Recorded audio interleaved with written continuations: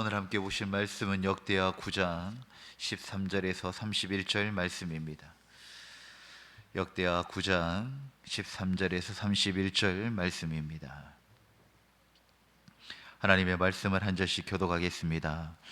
솔로몬의 새 입금의 무게가 금 666달란트요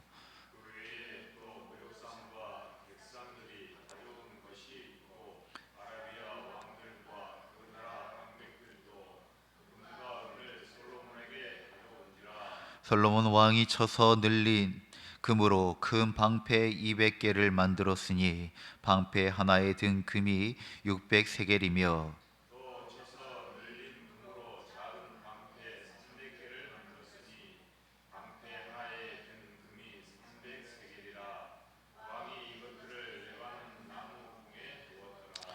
왕이 또 상아를 큰 보좌를 만들고 순금으로 입혔으니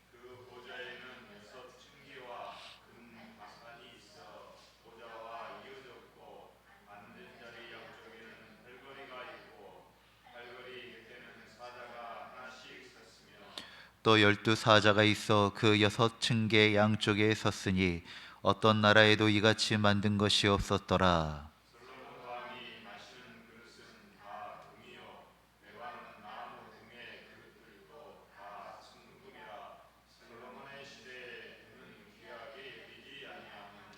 왕이 배들이 후람의 종들과 함께 다시스로 다니며 그 배들이 3년에 1차씩 다시스의 금과 은과 상아와 원숭이와 공작을 심어 옴이더라.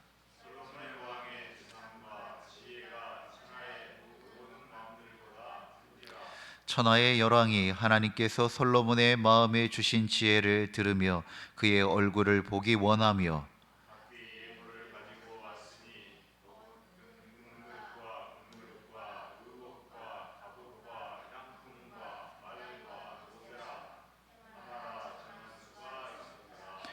솔로몬의 병거 매는 말의 외양간은 4천이요 마병은 12,000명이라. 병거 성에도 두고 예루살렘 왕에게도 두었으며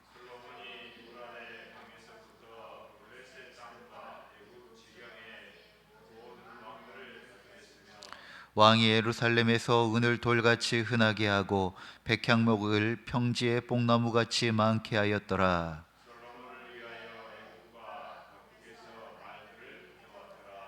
이 외에 솔로몬의 시종 행적은 선지자 나단의 글과 실로 사람 아이야의 예언과 선견자 이도의 묵시 그 책 곧 이도가 느밧의 아들 여로보암에 대하여 쓴 책에 기록되지 아니하였느냐.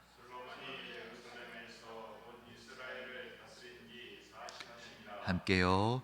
솔로몬이 그의 조상들과 함께 잠에 그의 아버지 다윗 성에 장사되고 그의 아들 르호보암이 대신하여 왕이 되리라. 아멘.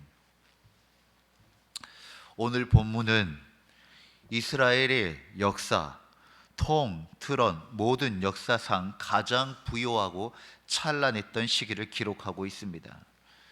솔로몬의 왕국은 부와 지혜, 권세와 명예 모든 것이 절정에 이르렀습니다. 금이 돌처럼 흔하고 은이 귀하지 않던 시대, 어쩌면 더 이상 부러울 것이 없는 그러한 인생과 나라의 모습을 보여주고 있습니다. 하지만 성경은 이 화려한 장면을 단지 찬양으로 마치지 않습니다. 이 화려함 이면에 있는 영적 긴장감을 함께 전하고 있습니다. 잠시의 부요함 뒤에 다가오는 공허함, 땅의 영광 뒤에 준비되지 않는 영혼의 자리. 오늘 말씀은 이 말씀을 통하여 우리에게 묻습니다. 우리는 잠시의 화려함을 위하여 살고 있는가, 아니면 영원을 준비하며 살아가고 있는가, 우리에게 묻고 있는 것입니다. 본문은 먼저 솔로몬의 막대한 부를 자세히 묘사하고 있습니다. 특별히 13장에 솔로몬의 세입금의 무게가 금 666달란트라고 말하고 있습니다. 그는 무역과 외교, 또 세금과 선물로 금과 보석, 향품을 끊임없이 모았습니다. 왕궁의 그릇은 모두 금으로 되었고 은은 귀하게 여기지도 않았습니다. 병거와 말, 외양간, 무역선까지 그의 지혜는 국가 경영의 정점에 있었습니다. 그러나 이 기록 속에서 의도적인 수를 이야기하고 있습니다. 바로 이 수는 경고의 수입니다. 바로 666달란트의 금.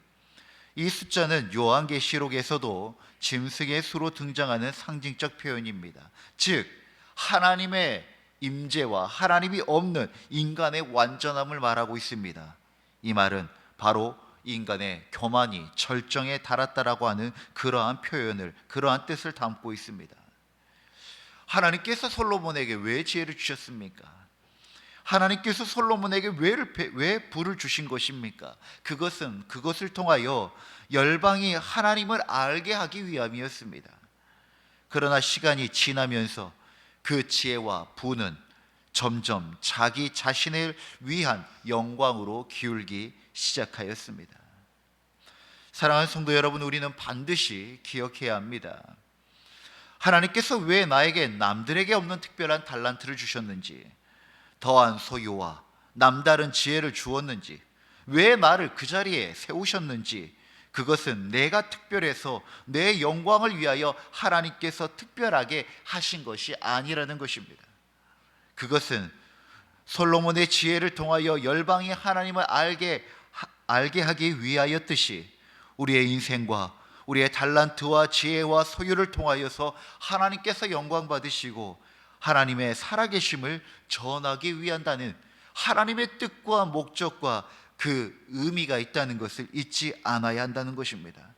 그런데 하나님께서 잠시 우리의 손에 맡겨 있어 내 손에 들려 있다고 하여 이것이 내 것이라고 생각하고 내가 주인이 될 때부터 하나님의 그 궁극적이고 본질적인 의미가 사라지고 흐려지기 시작하는 것입니다. 하나님께서 하나님의 뜻과 목적과 그분의 영광을 위하여 쥐어주신 것을 잊지 않아야 할 것입니다.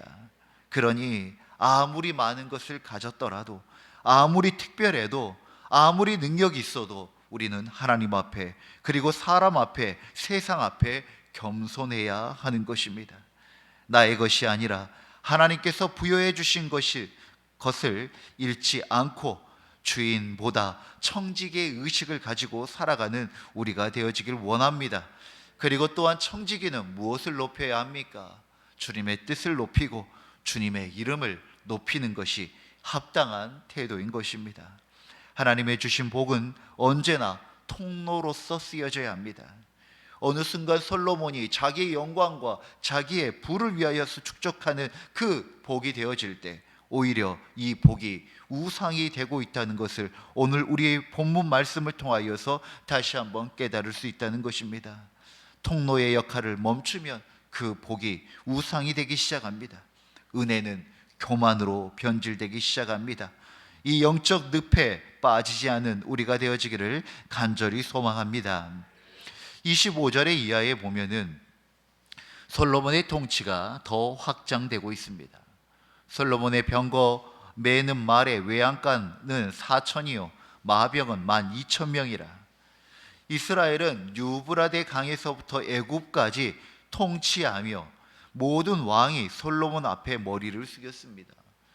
애굽과 같은 경우에는 이스라엘 역사 속에 사실 그 애굽을 통치했던 적이 거의 없습니다. 그런데 이 솔로몬 때는 이 애굽이라고 하는 어마어마한 나라도 통치 안에 있었다는 것입니다.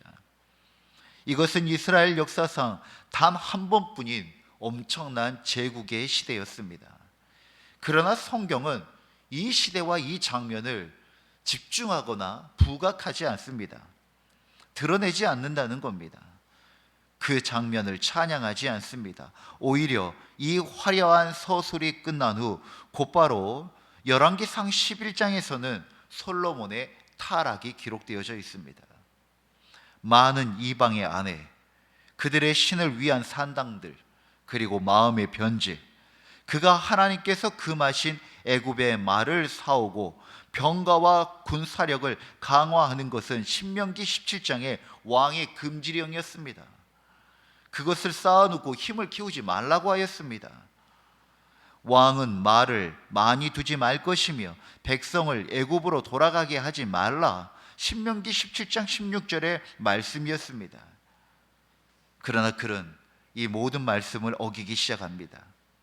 그는 분명 하나님의 지혜로 시작하였지만 교만으로 변질된 지혜는 결국 하나님을 잃어버리게 합니다. 그의 인생이 화려하면 화려할수록 그의 내면은 점점 비어갔다라는 것입니다. 이게 진정한 영광일까요? 이게 진정한 제국의 시대일까요? 아무리 겉은 화려할지라도 하나님의 영이 떠나면 그 심령과 그의 인생은 공허함이 찾아올 수밖에 없습니다. 사울 왕의 모습처럼 하나님의 영이 떠나면 아무리 높아도 아무리 가져도 아무리 채워도 공허해지는 것입니다. 왜냐하면 우리의 영은 그런 것으로 채워질 수 없기 때문인 것입니다. 생명은 생명으로 채워져야 합니다. 우리의 생명은 하나님의 영으로, 거룩한 성령으로 채워져야 하는 것인데 세상의 것으로 채워지다 보니 하나님께서 그 자리에 앉을 자리가 없는 것입니다. 사랑하는 성도 여러분, 외적인 성공이 우리의 신앙을 증명해 주지 않습니다. 화려한 교회의 건물과 높이 올려진 십자가가 그 교회의 중심을 대변해 주지 않는다는 것입니다. 하나님의 임재가 없는 부요함은 결국 공허함으로 끝납니다. 주님 안에 거하길 간절히 소망합니다. 주님이 내 안에 거하기를 사모하는 성도들 되어지길 원합니다. 내가 주님 안에, 주님이 내 안에 거하는 바로 그 자리에 우리의 평안과 안정과 풍성함과 생명이 있는 것입니다. 그런데 안타깝게도 솔로몬은 그 모든 세상의 것을 가졌지만 정작 그 영원한 것, 그 생명된 것을 잃어버리게 되었다는 것입니다. 오늘 본문 마지막은 이렇게 끝이 납니다. 30절 31절에 솔로몬이 예루살렘에서 온 이스라엘을 다스린 지 40년이라 솔로몬이 그의 조상들과 함께 자매 그리고 이후에 그의 아들 르호보암이 대신하여 왕이 되니라 라고 끝납니다. 왕의 전성기, 하지만 너무 짧은 한 줄의 결말입니다. 솔로몬이 그의 조상들과 함께 자매라고 하고 어떠한 평가도 없습니다. 그의 지혜와 부와 명성은 역사책 속엔 남아있지만 그의 영혼의 상태에 대해서는 한마디도 기록되지 않는다는 것입니다. 사랑하는 성도 여러분, 우리의 신앙과 우리의 삶이 우리의 후대들과 우리의 삶에 어떻게 기록되기를 원하십니까? 하나님이 처음에 그에게 주셨던 약속이 있습니다. 역대하 7장 17절 18절이었습니다. 내가 내 앞에서 행하면 내 나라가 영원히 견고하리라 라고 하신 하나님의 약속이었습니다. 그런데 그 약속이 한 세대를 지나고 바로 그 아들 르호보암 때 무너져 버립니다. 왜 그렇습니까? 왕국이 분열되기 시작했기 때문입니다. 화려한 삶이 끝나고 남은 것은 깨진 나라 그리고 무너진 신앙의 유산이 전부였던 것입니다. 솔로몬은 아버지 다윗을 통하여 은혜를 얻었습니다. 다윗이 하나님 앞에서 행하였기에 합당히 행하였기 때문입니다. 그런데 르호보암 때 나라가 분열됩니다. 솔로몬의 그 마지막이 다윗의 길, 하나님의 길에서 떠났기 때문이었던 것입니다. 솔로몬은 순간은 얻었지만 영원을 잃어버린 왕으로 기억되어집니다. 우리가 살아가면서 시작이 반이라고 하는 말이 있습니다. 그만큼 시작이 중요하다는 말입니다. 그러나 끝은 점수표입니다. 마지막의 그 삶이 인생의 이름표가 된다는 것입니다. 그래서 믿는 자들 뿐만 아니라 모든 사람은 마지막을 염두하고 살아가야 한다는 것입니다. 인생의 마지막을 준비해야 합니다. 우리가 왔을 때의 순서는 있지만 하나님께서 언제 우리를 부르실지 모릅니다. 그러나 그 마지막 때의 우리의 마지막 모습은 어떤 모습으로 남아야 하고 기록되어지고 기억되어져야 하는가? 우리는 항상 그 마지막을 준비하며 살아가야 한다는 것입니다. 성경적인 표현으로는 영원한 삶을 사모하고 영혼의 삶을 지향하며 살아가는 오늘과 이 하루가 되어져야 하는 것입니다. 세상의 잠시의 성공을 위해 영혼을 걸지 마십시오. 그것은 어리석음입니다. 영혼을 위하여 이 잠시를 살아가야지, 잠시를 위하여 영혼을 버리는 어리석은 자가 되지 않아야 한다는 오늘의 말씀입니다. 인생의 진짜 완성은 화려함의 마침표가 아니라 영혼을 향한 준비가 되어져야 합니다. 사랑하는 성도 여러분, 오늘 이 솔로몬의 인생은 우리에게 중요한 질문들을 던집니다. 우리는 지금 우리가 살아가고 열심을 내고 있는 이유가 잠시의 화려함을 위하여 살고 있는가? 아니면 정말 영혼을 준비하며 살아가고 있는가? 우리가 이 질문이 있어야 합니다. 그렇다면 이 질문에 우리가 합당하게 반응한다면 우리의 삶 가운데 중요한 것이 바뀌어질 것입니다. 돈과 명예와 세상과 사람의 인정보다도 하나님 앞에서 믿음으로 살아가는 것이 더 중요하게 된다는 것입니다. 또한 내가 받은 복을 하나님께로 다시 흘려보내고 있는가? 하나님 사랑과 이웃 사랑을 위하여 흘려보내고 있는가? 하나님께서 주신 재능과 지혜와 이 물질이 하나님 나라를 세우는 통로로 사용되고 있는가? 또 하나의 질문이 있다는 것입니다. 그리고 마지막 질문은 내 인생의 결말에 나는 어떤 한 줄을 남길 것인가? 오늘 이 말씀이 우리에게 주는 귀한 지침이 되고 또 안내가 되어지길 간절히 소망합니다. 하나님께 지혜를 구했고 하나님은 그에게 모든 것을 주셨습니다. 그러나 끝이 아쉬웠던 사람, 그 사람이 바로 솔로몬이었습니다. 사랑하는 성도 여러분, 이 솔로몬의 인생을 통하여 잠시의 세상보다 영혼을 준비하는 자로 살아가는 우리 모두가 되어지기를 주의 이름으로 축원드립니다. 기도하겠습니다. 거룩하신 하나님, 오늘 솔로몬의 삶을 통하여 잠시의 화려함이 얼마나 허무할 수 있는지 보게 하시니 감사드립니다. 주님, 저희가 땅의 영광보다 하늘의 영광을 준비하게 하시고 모든 부요함 속에서도 하나님을 잃지 않게 하옵소서. 우리의 인생이 끝날 때 그는 하나님과 동행했더라 라는 한마디로 남게 하여 주시옵소서. 주님, 오늘도 영혼을 바라보며 살아가게 하여 주시고 그 하루가 그 영혼을 향하기에 복된 이 하루가 되게 하여 주옵소서. 은혜 주실 줄 믿사옵고 우리 주 예수 그리스도의 이름으로 기도드립니다. 아멘. 주님이 가르치신 기도로 예배를 마치겠습니다. 하늘에 계신 우리 아버지, 아버지의 이름을 거룩하게 하시며 아버지의 나라가 오게 하시며 아버지의 뜻이 하늘에서와 같이 땅에서도 이루어지게 하소서. 오늘 우리에게 일용할 양식을 주시고 우리가 우리에게 잘못한 사람을 용서하여 준 것 같이 우리 죄를 용서하여 주시고 우리를 시험에 빠지지 않게 하시고 악에서 구하소서. 나라와 권능과 영광이 영원히 아버지의 것입니다. 아멘. 우리의 기도를 주님께 올려드립시다.